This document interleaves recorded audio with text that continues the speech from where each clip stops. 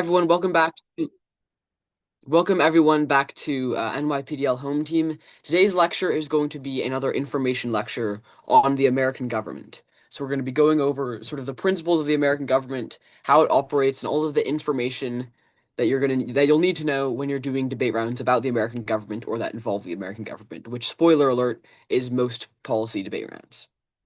Okay. Starting off, there are a few key principles that sort of define the way that the US government works. First is on federalism. So basically, the US divides power between federal, state, and local governments. Um, Federal power generally overrides conflicting state laws, but overall, local governments represent specific voter needs, while the federal government basically creates more wide-reaching policy and policy that affects the entire nation, and generally has the resources to do so. The government is split uh, into three branches at each level. So there's federal, state, and local, and then at each of those there are three branches. There's the executive, which is essentially the president, vice president, and White House administration, and their job is to enforce laws and carry out the duties of the executive, like handling diplomatic relations and things like that. There's the legislative branch, which is comprised of Congress, being the House of Representatives and the Senate, which makes laws and creates the budget for the country. And then there's the judicial branch, which is the Supreme Court and the courts below it, which interpret laws and overall dictate legal decisions pertaining them. Having these three branches prevents any one abuse of power because it distributes authority, but it also can create gridlock and inefficiency. And the third is on checks and balances. So every branch of U.S. government has the ability to sort of limit the power of the other branches. Congress is allowed to pass laws, but the president can veto them, um, and the judiciary can strike them as illegal. The president is able to nominate judges or take, sort of foreign action, but Congress is able to confirm those judges or those appointments or able to stop that from happening, and courts can strike down laws. This system ensures accountability and limits excessive power in any branch. At least that's the goal when it's working at its maximum. So Congress itself, that's the legislative branch, that's the House of Representatives and Senate, passes bills, and bills are turned into laws once they're passed by the Congress. So they start as ideas sponsored by a member of Congress, and then they're assigned to committees that study, debate, and hold hearings and amend those bills to sort of create a final version that is sent to a floor vote. So if it's approved by the committees, bills go to the House and Senate for a vote, and if it passes both of those majorities, the president has 10 days where the president can either sign the bill, where it becomes law, or veto it. And in the event of a veto, either the law doesn't get passed or Congress overrides the veto with a two-thirds majority vote. Um, an important thing to understand about the way bills work is that they aren't each only for one specific issue. And generally, any one bill that passes Congress, because it takes so long to pass a bill, will have a lot of different sort of bits and pieces attached to it. This is sometimes called policy riders, it's sometimes called pork. Um, it's basically where spending or provisions go into this bill for sort of specific things that are meant to attach onto this like more popular bill that will hopefully get passed. A recent example of this, if you want to think about it, with the Trump's big beautiful bill that he recently passed in Congress, there was a provision that had like a huge subsidy for like whale hunters in Alaska because he needed the senator of Alaska to sign on to his bill. So it's that kind of thing. And another really important thing to understand is that special interest groups and lobbyists heavily influence Congress because by offering campaign funds and advice, and there are about uh, studies show there are about 20 lobbyists per member of Congress, many of whom used to be lawmakers, and they form kind of a shadow Congress of this body of people that have immense influence over Congress people and or generally have a huge amount of power to make decisions, even if they aren't sitting members of Congress. So there are six issues we're going to talk about uh, pertaining to Congress. We're going to talk about campaign finance, population density and disparity, gerrymandering, filibustering, voter suppression, and the first past the post system. You probably recognize some of these, but we're going to go over all of them just to make sure you have a really solid understanding of each. So first on campaign finance. Um, it surprises a lot of people, but money is something that is really, really crucial in politics. Most studies show that at least in Congress, the better funded campaign wins about 90% of the time because running a political campaign is so expensive, and because one of the main ways to reach voters is political ads, which are very costly. Um, Additionally, campaigns rely on political consultants to strategize how they're going to run their campaign, and in order to raise funds, campaigns seek donations. Now, some of these come from small individual donations, like $5 or $10 here and there, from people like you and me. But a lot of these funds, arguably the majority of them, come from big special interest groups that want favors, and that expect something in return for their donations. So basically, you can kind of think of this sort of lobbying and campaign finance as legalized bribery. A big oil company could technically spend huge amounts of money electing a candidate with the promise that that candidate will then support the oil industry once they reach Congress. Um, to regulate this very glaring problem in our electoral system, we have campaign finance laws, but in 2010, the Citizens United decision at the Supreme Court basically created a ruling that considers financial donations free speech, which basically allowed corporations and any special interest groups much, much greater ability to donate basically as much money as they want to any given campaign in order to get that person and their interests elected in Congress. The decision enabled political action conferences or PACs and super PACs to basically heavily influence politics. And that's why you'll hear a lot of people talking about how influenced our politics is right now by these special interest groups and by these political action committees. Population disparities. So there are a few sort of disparities with the way that Congress is built that leads to issues. So the House of Representatives is allocated to each state. Each state gets a number of representatives proportional to their state population. So because California has a lot more people than like a state like Wyoming, California would have a lot more representatives than a state like Wyoming. However, when the country was being founded, um, the smaller states weren't willing to join the Union unless there was a second congressional body that where each state received the same amount of representation as any other state. So that's the Senate, and every state in the Senate, no matter how big or small they are, get two senators. This gives a disproportionate amount of representation to voters in smaller states because a voter in Vermont, let's say, would have the same amount of electoral power as a voter in Texas.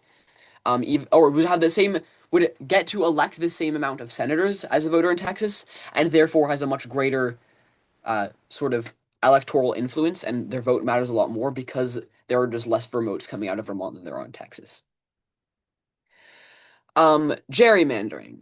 You've probably heard of gerrymandering, but essentially every 10 years, state legislatures or bipartisan bodies in some states have to redraw congressional districts, redraw the House districts based on the new census. Because when new census data comes in, the number of sort of representatives that every state gets changes because population changes. And that means that states need to draw new maps. Now, states exploit this by using the party in power essentially draws maps that favor the party in power. So there are basically different ways you can split up a state and draw different electoral maps, and some of those give much better outcomes for specific groups of people. We see a really good example of this here. So if you have a state with 50 people, 60% of them vote for the Orange Party and 40% vote for the Purple Party.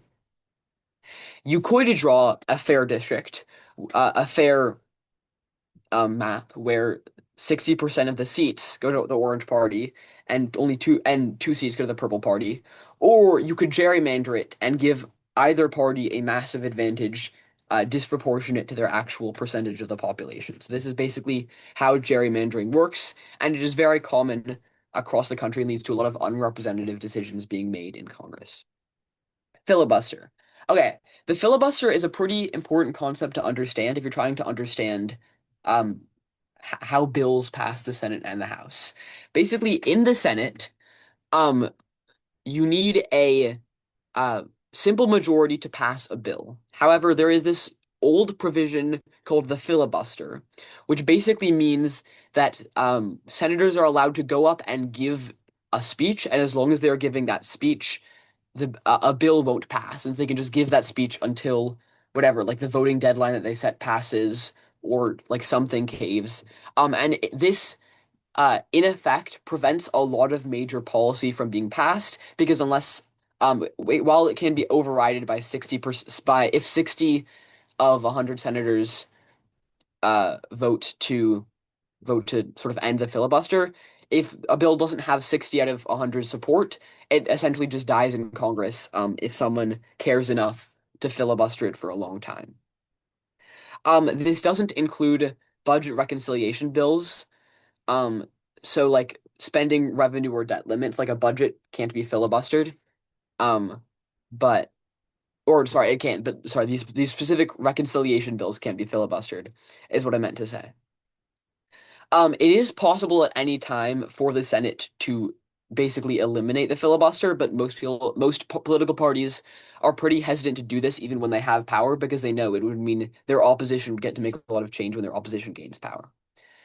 Um, And then on voter suppression.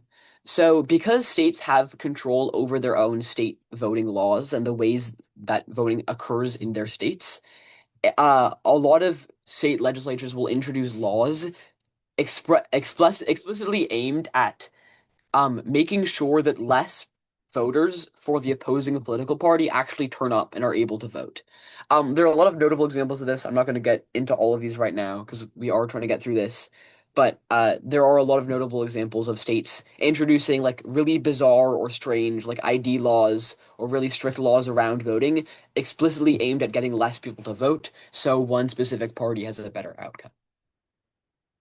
And then the last thing we're going to talk about on Congress is the first past the post voting system.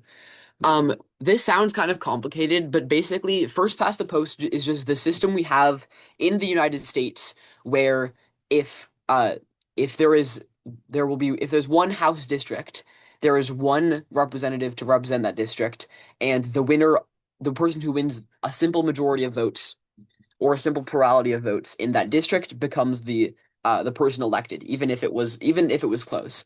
So, for example, if a state has three electoral districts, and in all of them, um, the a candidate from let's say the Green Party gets 51% of the votes, then all three of that state's members of Congress would be from that political party, even though 49% of the state to voted for a different party. Now, there's a lot of ongoing debate about the first past the post system. It doesn't really look like it's going anywhere in America anytime soon, but regardless, it's an important issue to understand if you're trying to understand the way American democracy works. And I've also had to experience a lot of debate rounds where first past the post voting is on the docket.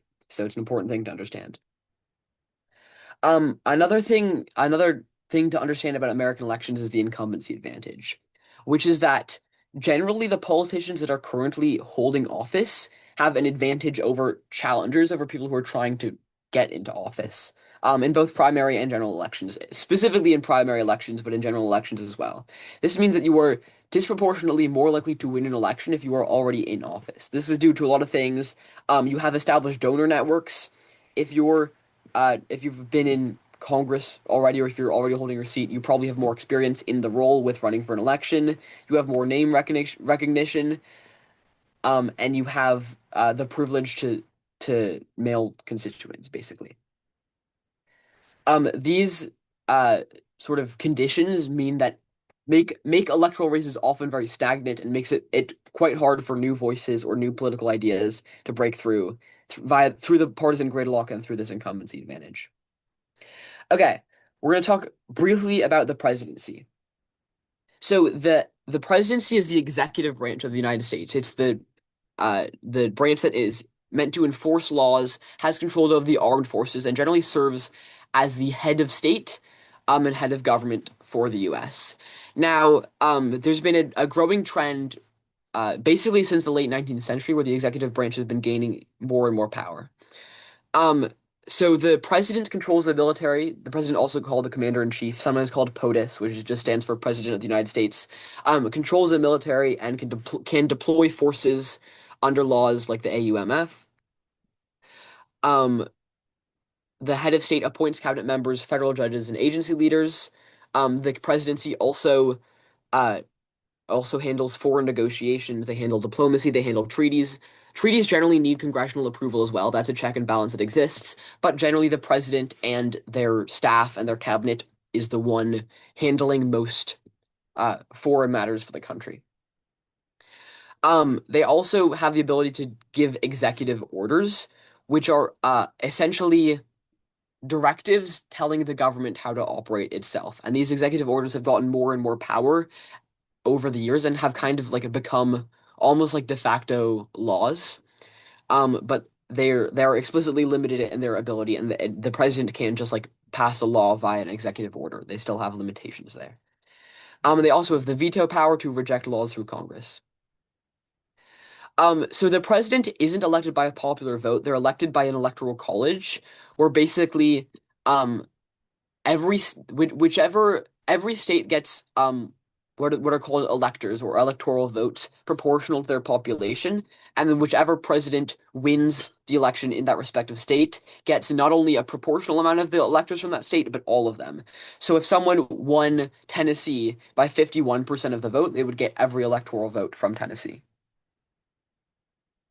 Um, as a result of the Electoral College, swing states like Pennsylvania, Michigan, Wisconsin, Nevada, states like that have a much outsized have an outsized say in who wins the presidential election and generally get the most focus. During most presidential campaigns, you'll see presidents campaigning the most in these swing states, making those promises that benefit these swing states as opposed to benefit the nation at large.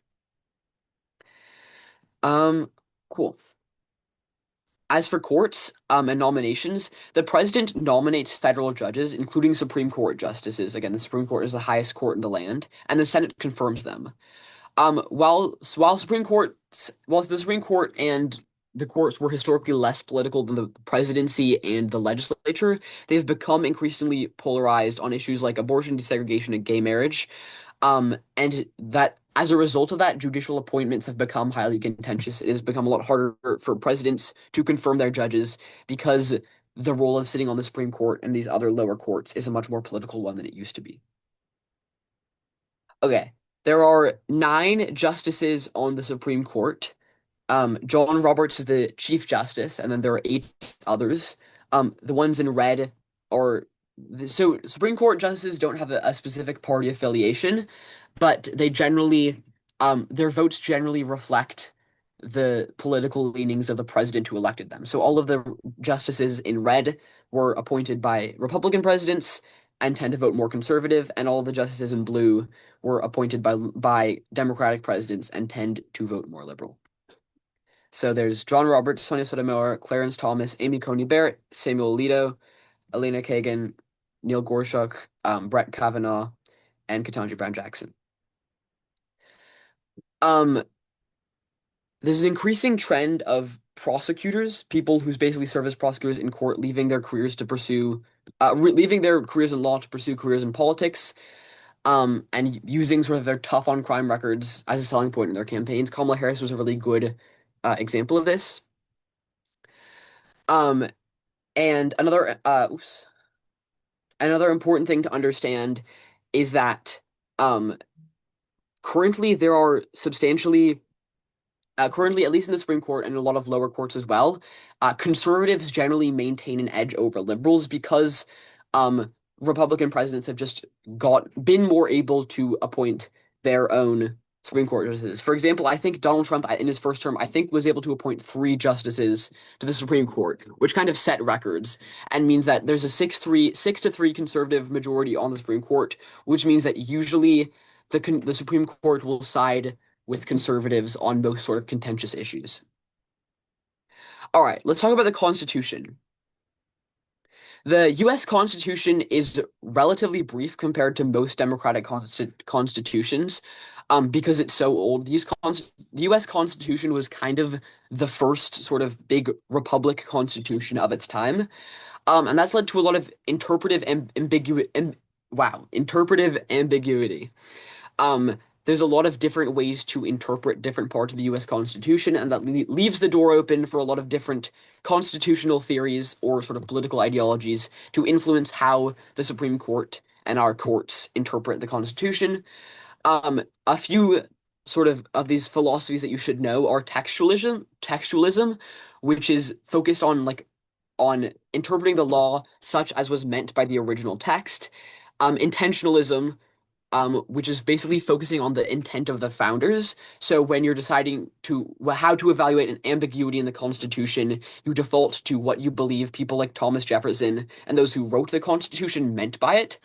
And there's also judicial pragmatism, which views the Constitution as sort of an adapting document where interpretations can adapt according to the needs of society.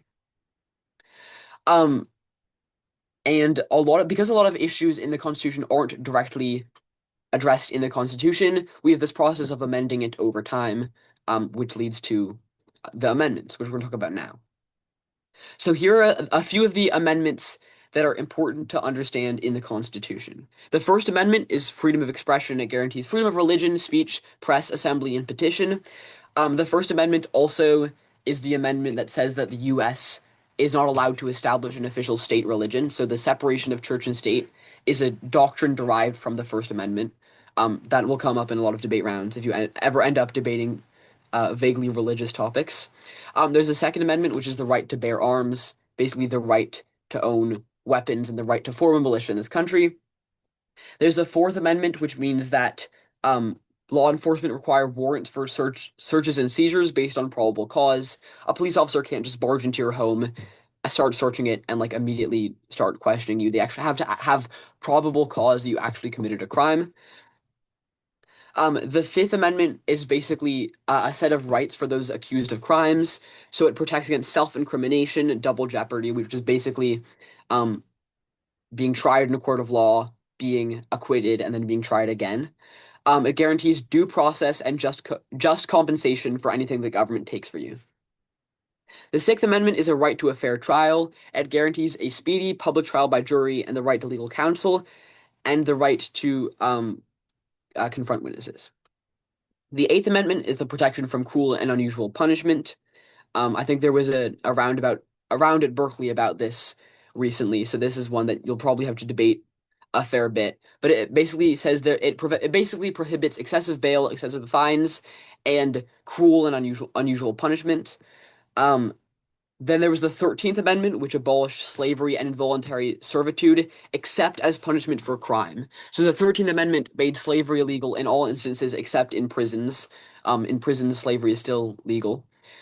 There's the 14th Amendment, which defines citizenship, ensures due process, and guarantees equal protection under the law. The 14th Amendment happened as a reaction to the Civil War. The 15th Amendment, which was the right to vote regardless of race, basically saying that the state couldn't prevent you from voting just because of your race or whether or not you were a slave previously. Um,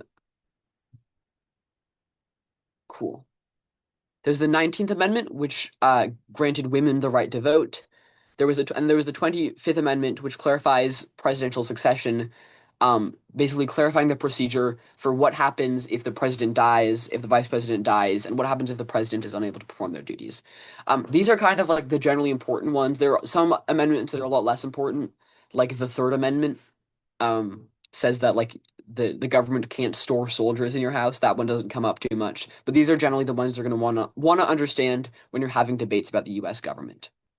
Okay, that is it for our presentation on government.